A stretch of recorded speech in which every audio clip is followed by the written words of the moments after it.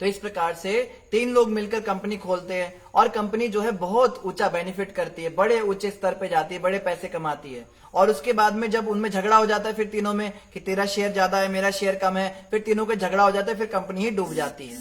तो इस संसार में यही है, मित्रता होती है फिर शत्रुता हो जाती है, फिर आपस में जो है टूट फूट जाते हैं। रिलेशनशिप आजकल ऐसे होते हैं, जैसे एक भक्त बता रहे थे, love at first sight and divorce at first fight. पहली नजर में प्यार हुआ और पहले झगड़े में तलाक भी हो गया। आजकल ये स्थिति चल रही है लोगों की। तो इस स्थिति के अंदर जो है शत्रुता बहुत ज्यादा हो जाती है लोगों में, और अच्छे अच्छे मित्र होते हैं और बड़े जानी दुश्मन बन जाते हैं एक दूसरे के। और उसके बाद क्या होता है, कभी तो उसे बैठने तक के लिए स्थान नहीं मिल पाता, ना ही उसे अन्य आवश्यक वस्तुएं ही प्राप्त होती हैं। कभी कभी ऐसी भी स्थिति हो जाती है।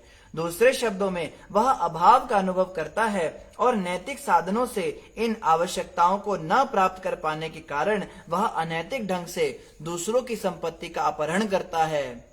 जब उसे वांछित वस्तुएं प्राप्त नहीं हो पाती, वह दूसरों से अपमान ही प्राप्त करता है, जिससे वह अत्यंत खिन्न हो उठता है। तो ये वीडियो का दूसरा पार्ट है, कुछ नेटवर्क इशू की वजह से। फर्स्ट पार्ट आप पीछे देख सकते हैं, वो अपलोड हो चुका है। तो इस पार्ट को आप बाद में देखिए, उसके बाद में उसके कंटिन्यूएशन में यहाँ पे बता रहे हैं। फिर आगे क्या होता है, अपनी इच्छाओं की बारंबार पूर्ति के लिए मनुष्य परस्पर शत्रु होने पर भी कभी कभी विवाह संबंध स्थापित कर लेते हैं।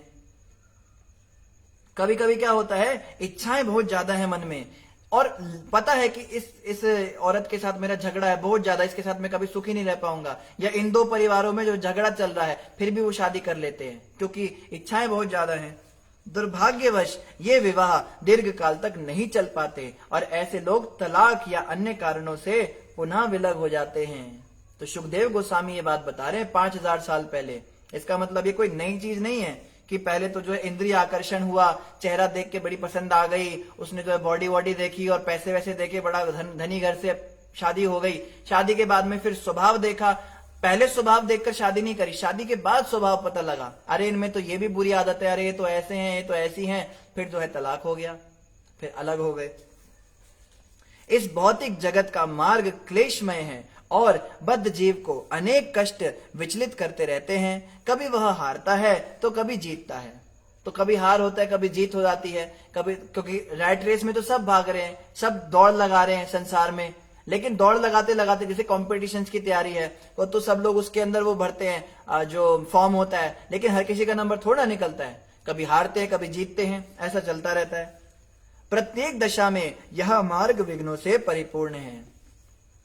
अब मान लो हार गया, उसका नहीं निकला, तो दोबारा कंपटीशन की तैयारी करेगा, दोबारा 1 साल पढ़ाई करेगा, तो विघ्न पड़ा उसको, पढ़ने में तो मेहनत लगती है। और मानो अगर निकल गया तो उसके बाद इंटरव्यू देगा, फिर जॉब लगेगी, फिर वहां पे जो है उसको काम करना पड़ेगा, तो भी विघ्न ही आएगा।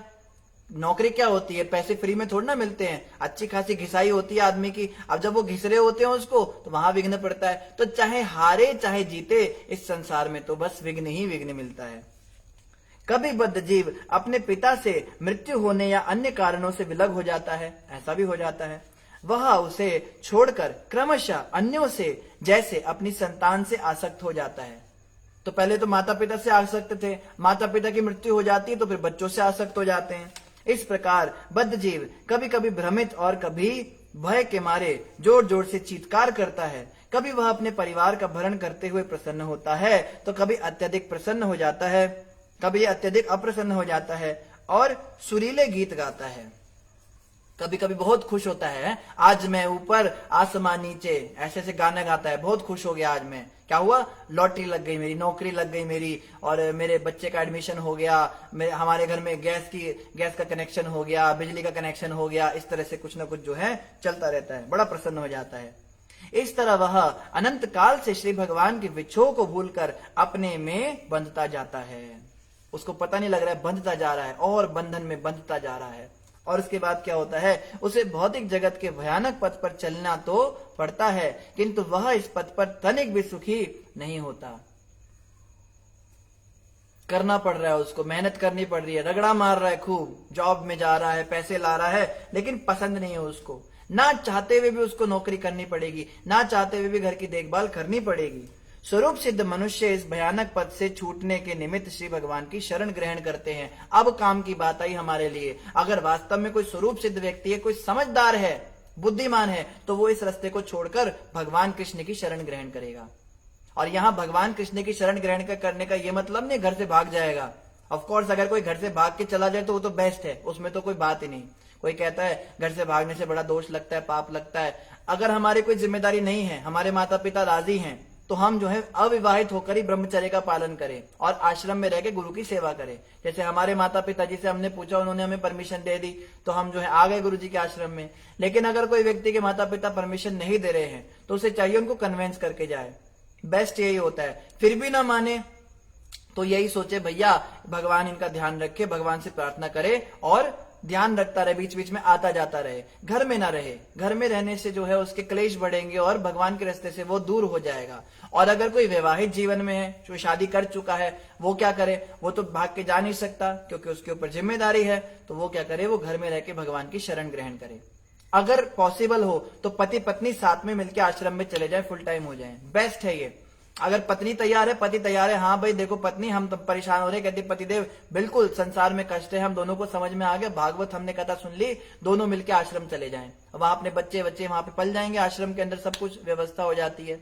अगर ऐसा नहीं हो सकता, आपका जीवन साथी भक्त नहीं है और आपको भक्ति करनी है, तो फिर ऐसे में जो है किसी बड़े सीनियर भक्त की, किसी गुरु की गाइडेंस ली जाए, कोई एक्सपर्ट गाइडेंस ली जाए। आप बताइए क्या क्या करें? फिर वो कुछ नियम बताएंगे, कोई तौर तरीके बताएंगे कि कम से कम घर में इन नियमों का पालन कीजिए, या पत्नी को इस प्रकार से समझाइए, अगर समझती है तो ठीक है, नहीं समझती है तो फिर हम क्या कर सकते हैं? फिर उसको उसके हाल पे छोड़ना पड़ेगा। और पत्नी भी ऐसा कर सकती है, पति को समझाए, पति नहीं समझता है तो फिर अपने नियमों में ढिलाई ना दे, अपनी किचन अलग से बना ले अपना। हमें मांसाहार नहीं करना, हमें जो है मदिरा पान वाले पति के साथ नहीं रहना, वो अपने नियमों में पक्की रहे। तो कम से कम इस दूसरे के कारण हम तो नरक ना जाए ना, इस प्रकार से सोचना चाहिए। मगर ये सब गाइडेंस में होना चाहिए गुरु की, अपने मन मर्जी से नहीं करना है। अपने मन मर्जी से करेंगे तो फिर सारा ही काम खराब हो जाएगा, पाप लगेगा। शास्त्र कहते हैं जो व्यक्ति अपने जिम्मेदारियों से भागता है उसको पाप लगता है, और जिम्मेदारी से भागकर भक्ति भी नहीं कर रहा है, मनमानी कर रहा है, उसको तो फिर शर्त या नरक में जाना पड़ता है। तो बहुत ही ये आग का दरिया है, इसमें बहुत संभल संभल कर चलना होता है। तो इसमें पग पग पर जो है किसी वैष्णव की गाइडेंस चाहिए, किसी भक्त की गाइडेंस चाहिए, अपने मन मर्जी से ना करे कुछ भी। और भक्ति मार्ग को स्वीकार किए बिना भौतिक जगत के चंगुल से कोई नहीं निकल पाता। तात्पर्य यह है कि इस भौतिक जीवन में कोई भी प्रसन्न नहीं हो सकता, नहीं हो सकता और नहीं हो सकता। यहां तो एक ही बार कहा था पर हम 3 बार बता रहे हैं। इस भौतिक संसार में कोई प्रसन्न ना हुआ है ना होगा। इस दुनिया के अंदर अगर कोई व्यक्ति प्रसन्न होना चाहता है तो वो यही समझे कि वो गधे के सर पे जो है सींग उगाना चाहता है। ना गधे के सर पे सींग उगेंगे, ना इस संसार में हम कभी प्रसन्न हो पाएंगे। हाँ, बड़े बड़े 2 कष्टों के बीच का जो समय होता है उसको हम प्रसन्नता मान सकते हैं, लेकिन वो वास्तविक प्रसन्नता नहीं है। वास्तविक प्रसन्नता तो हरि चरणों में है। आप सभी भक्तों से प्रार्थना है, पिछली वीडियो कट गई किसी कारण से, तो अगर आप में से किसी ने कोई प्रश्न पूछा था तो आप यहाँ पे दोबारा से अपना प्रश्न डाल दीजिए ताकि हम आपका प्रश्न पढ़ सकें। उसे कृष्ण भावनामृत का आश्रय अवश्य ग्रहण करना चाहिए। भगवान की भक्ति का आश्रय ग्रहण करो। क्या रखा है संसार में? कुछ नहीं रखा है। समस्त जीवात्माओं के मित्र मुनिजन संयतात्मा होते हैं। वे अपनी इंद्रियों एवं मन को वश में कर चुके होते हैं और उन्हें मुक्ति पद जो श्री भगवान तक पहुंचने का मार्ग है सरलता पूर्वक प्राप्त हो जाता है। अब यहाँ पे बता रहे हैं सॉल्यूशन क्या है। प्रॉब्लम बता दी बहुत, संसार में बड़ा कष्ट है, बड़े धोखे हैं, इंद्र तृप्ति चल रही है, बहुत सारी बातें बता दी। अब कोई पूछेगा सॉल्यूशन तो दो। आप कितने समय से 4-5 दिन हो गए आप प्रॉब्लम ही बताए जा रहे हो, ये है वो है, ये तो हमें पता ही है क्या प्रॉब्लम है, अब सॉल्यूशन तो बताओ। तो अब सॉल्यूशन सुनिए ध्यान से। ये सुखदेव गोस्वामी बता रहे हैं, बहुत बड़ी बात है ये, हम नहीं बता रहे अपने दिमाग से। क्या सॉल्यूशन है? पहला तो क्या बताया? समस्त जीवात्माओं के मित्र मुनिजन संयतात्मा होते हैं। हमें समझना है कि ऋषि मुनि जो होते हैं वो सबके सच्चे मित्र हैं। ये जो डॉक्टरों के पास जाके सलाह लेते हैं, या जो काउंसलर्स के पास जाके सलाह लेते हैं, या जो और भी मेंटर्स के पास जाके सलाह लेते हैं, सब अपने अपने दिमाग की बात बताते हैं। लेकिन वास्तविक सच्चे सुहृद, सच्चे मित्र तो मुनिजन है, क्योंकि वो जानते हैं कि शरीर नहीं आत्मा है। वो हमें आत्मा करके समझेंगे, उसके हिसाब से हमें गाइडेंस देंगे, तो उनकी बातें सुनकर हमारा एक्चुअल कल्याण होगा। अगर हम इन लोगों के पास जाते हैं तो शरीर को ठीक कर देंगे, शरीर की बीमारी ठीक कर देंगे, थोड़ा सा कुछ टेम्परेरी सुख दे देंगे, लेकिन मरने के बाद जो हमें 84 लाख योनियों में कष्ट भोगना पड़ेगा या नरकों में जाना पड़ेगा, उससे बचाने के लिए डॉक्टर नहीं आएंगे, उससे बचाने के लिए डेंटिस्ट या केमिस्ट या फिर ये जो मनोवैज्ञानिक लोग होते हैं या हिप्नोटाइज करने वाले जो काउंसलर्स होते हैं, इन साइकेट्रिस्ट, ये लोग काम नहीं आएंगे। आत्मा जो है उसके विषय में तो मुनिजन ही हमें सही जानकारी दे सकते हैं, भक्त लोग दे सकते हैं। वे अपनी इंद्रियों एवं मन को वश में कर चुके होते हैं, तो उनकी पहचान क्या है? साधु का चोगा पहन लिया तो किसी भी बाबा के पास चले जाए? नहीं। साधु का चोगा पहनने से, तिलक लगाने से, कंठी डालने से कोई भक्त नहीं बन जाता, कोई संत नहीं बन जाता। संत की क्या पहचान है? अपने इंद्रियों और मन को वश में कर चुका हो, इंद्र तृप्ति ना कर रहा हो। शरीर की जो 5 इंद्रियां हैं डिमांड करती हैं। आंखें कहती है सुंदर रूप दिखाओ, नाक कहती है खुशबू सुंघाओ, कान कहता है गाने बजाओ, जीभ कहती है खिलाओ, बढ़िया खिलाओ, और त्वचा कहती है भोग करो, विषय भोग करो। तो इन 5 इंद्रियों पर उसका वश हो, कंट्रोल हो, इनसे वो परे हो, और मन के ऊपर वश हो, उसका मन के अनुसार काम ना करता हो, शास्त्रों के अनुसार काम करता हो। उसका मन चाहे कर रहा है चाहे नहीं कर रहा है, सुबह उठेगा अपना भजन करेगा। तो ऐसे जो नियम वाले जो संत होते हैं, इनके पास हमें जाना है। ये चाहे चोगे में हो चाहे बिना चोगे के हो, इससे फर्क नहीं पड़ता। हो सकता है ये भक्त पैंट शर्ट में हो सकता है धोती कुर्ता में हो सकता है साड़ी में हो सकता है सूट में हो, इससे फर्क नहीं पड़ता इन्होंने कपड़ा क्या पहना है। फर्क इस बात से पड़ता है कि इन्होंने अपनी इंद्रियों और मन को वश में कर रखा हो। और मुक्ति पथ जो श्री भगवान तक पहुंचने का मार्ग है, सरलता पूर्वक प्राप्त होता है। इनकी शरण में जाने से बहुत आसानी से हम भगवान के पास चले जाते हैं।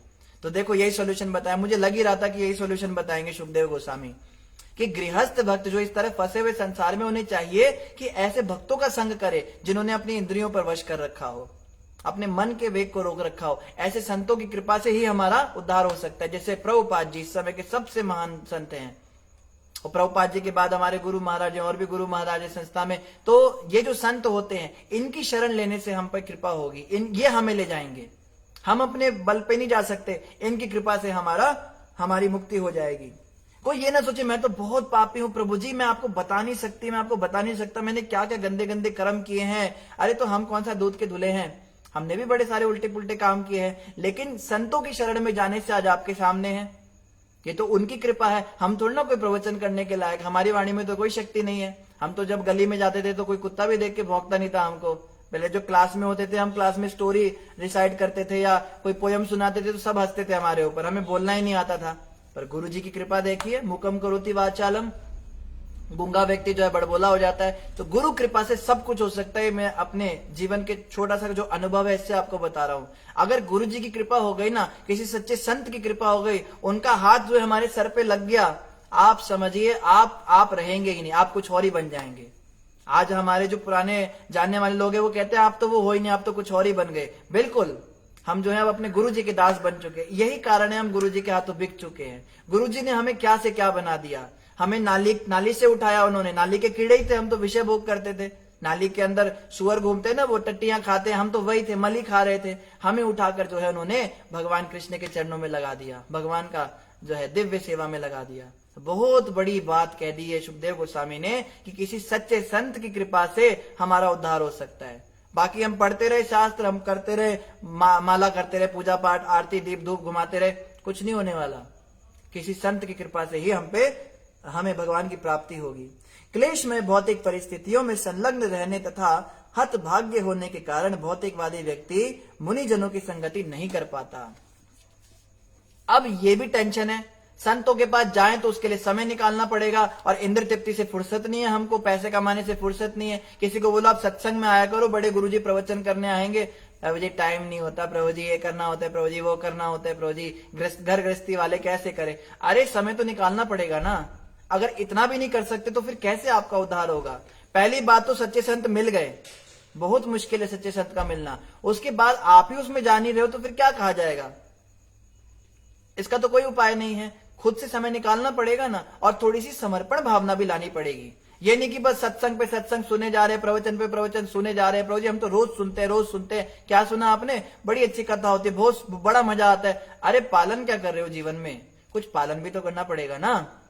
ये थोड़ा है कि बस सुनते जा रहे हैं, ना महामंत्र का जप करते हैं, ना नियमों का पालन करते हैं, बस सुनते जा रहे हैं। चलो सुनना भी अच्छा है, शास्त्रों को सुनने से भी हमारी शुद्धि होगी, लेकिन पालन भी करना है, थोड़ा समर्पण भाव लाए। भागवत की बातें ये हमारी तो दिमाग की बात नहीं है ना, ये तो श्रीमद् भागवत में लिखा हुआ है। तो सुखदेव गोस्वामी कह रहे हैं कि जो बातें यहाँ पे मैं बता रहा हूं इनका आप पालन कीजिए, तो ही आपको जीवन में कुछ अंतर दिखेगा। नहीं तो सालों साल लोग कथाएं सुनते रहते, कोई जीवन में प्रभाव पड़ता ही नहीं है उनके।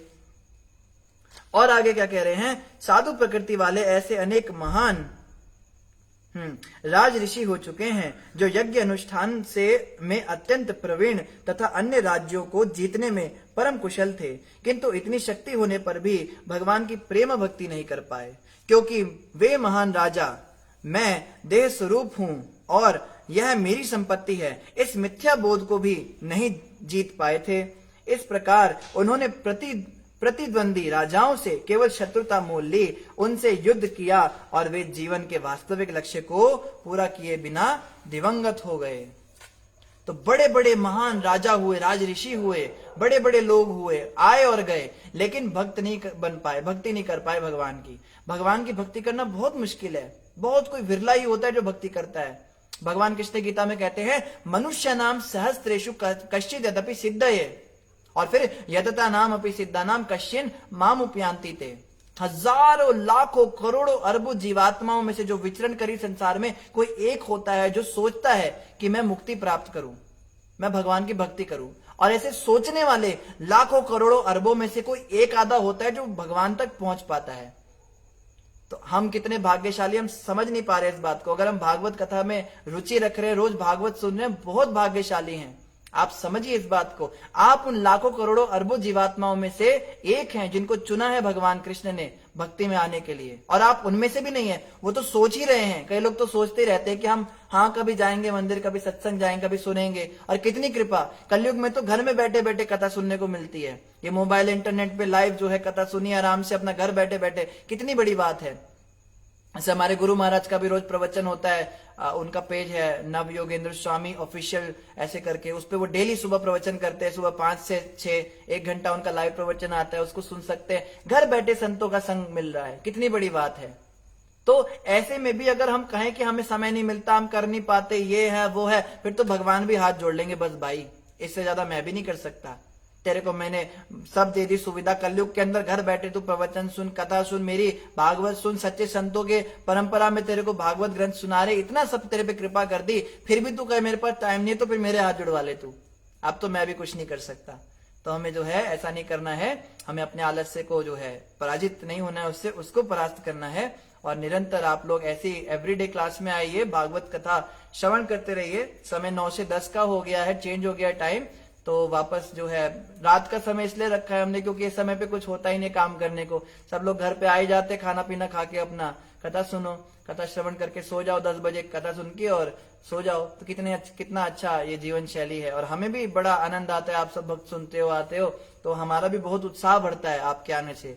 आप सब ऐसे ही उत्साह बनाए रखें, आते रहे, और हमारा प्रयास है हम पूरे 12 स्कंद कंप्लीट करें भागवत के, ताकि हमें समझ में आ सके कि एक्चुअल भागवत के अंदर, अभी हम कंडेंस्ड फॉर्म में पढ़ रहे हैं, और ज्यादा इसको विस्तार से पढ़ा जा सकता है। एवरीडे एक श्लोक पे चर्चा होती है भागवत की, 18,000 श्लोक है। आप मानो 18,000 दिन लग जाएंगे अगर हम प्रॉपर भागवत को समझना चाहें, और प्रॉपर तो भागवत को हम समझ ही नहीं सकते कभी, लेकिन फिर भी हम बड़े शॉर्ट में ले रहे हैं प्रसंगों को। तो आप सभी का धन्यवाद जो जुड़े हैं, आप जुड़े रहिए। और हमने कहा था कि प्रश्न अगर आपने पिछली वीडियो में पूछा है तो कोशिश करेंगे उसी के कमेंट में आपको रिप्लाई दे देंगे, नहीं तो आप इस वीडियो में भी प्रश्न पूछ सकते हैं, तो अभी हमारे पास आ जाएंगे। एक माता जी वो कहती है मैं रोज आपसे प्रश्न पूछती हूँ, आप मेरे प्रश्न लेते ही नहीं हो। तो माता, आप जब प्रश्न लिखते हो तो उसके लिखने के बाद हमारे तक पहुंचने में काफी समय लग जाता है। तो आपके पास तो दिखाएगा कि वीडियो भी चल रही है, लेकिन जो है हमारे पास आते आते जो है वो वीडियो ही बंद हो जाएगी। तो आप थोड़ा पहले अपना प्रश्न कर दीजिए बीच में, और क्योंकि वीडियो जो एंड होती है, एंड में अगर आप प्रश्न पूछेंगे तो वो आएगा, शायद नहीं आएगा, तो थोड़ा पहले आप पूछने का प्रयास कीजिए। तो कई भक्तों ने हरे कृष्णा दंडवत प्रणाम लिखा है, महामंत्र भी लिखा है, आपका धन्यवाद। जितेंद्र एसकेपी कह रहे प्रभु जी मैंने आपको अपना गुरु मान लिया है। जितेंद्र जी आपका बहुत धन्यवाद, लेकिन हम गुरु बनने के योग्य नहीं हैं। अगर आप गुरु दीक्षा लेना चाहते हैं तो हम आपको अपने गुरु महाराज से मिला सकते हैं, जिनकी कृपा से आज हम थोड़ा कुछ जो भी सेवा कर पा रहे हैं, सब उनकी कृपा है। तो निश्चित रूप से अगर आप गुरु दीक्षा लेने के इच्छुक हैं तो आपको हम संपर्क करेंगे, आपको हम नियम आदि बताएंगे कैसे आप प्रोसेस में जुड़ सकते हैं। और आप कृपया करके हमारे गुरु महाराज का प्रवचन रोज सुनिए। हम दोबारा बताते हैं, नव योगेंद्र स्वामी ऑफिशियल ऐसे करके एक पेज है फेसबुक पर, और यूट्यूब पर भी उनका चैनल है, उस पर डेली सुबह वो लाइव आते हैं फेसबुक पर 5 से 6 बजे। आप उनका प्रवचन सुन सकते हैं और वो दीक्षा देते हैं, तो आप जो है उनसे दीक्षा भी ले सकते हैं। ठीक है, और कोई प्रश्न नहीं है तो इन्हीं शब्दों के साथ आप सभी का धन्यवाद। बोलो ग्रंथराज श्रीमद् भागवतम महापुराण की जय, जगत गुरु शिला प्रभुपाद की जय, गौर भक्त वृंद की जय। तो हम हरे कृष्णा महामंत्र गाएंगे डिम्पल जी के लिए। हरे कृष्णा कृष्णा कृष्णा हरे हरे, हरे राम राम राम हरे हरे, हरे कृष्णा कृष्णा कृष्णा हरे हरे, हरे राम राम राम हरे हरे, हरे कृष्णा कृष्णा कृष्णा हरे हरे, हरे राम राम राम हरे हरे। बोलो ग्रंथराज श्रीमद् भागवतम महापुराण की जय, जगत गुरु शिला प्रभुपाद की जय, गौर भक्त वृंद की जय, श्री गुरु महाराज की जय। हरे कृष्णा, सबका धन्यवाद।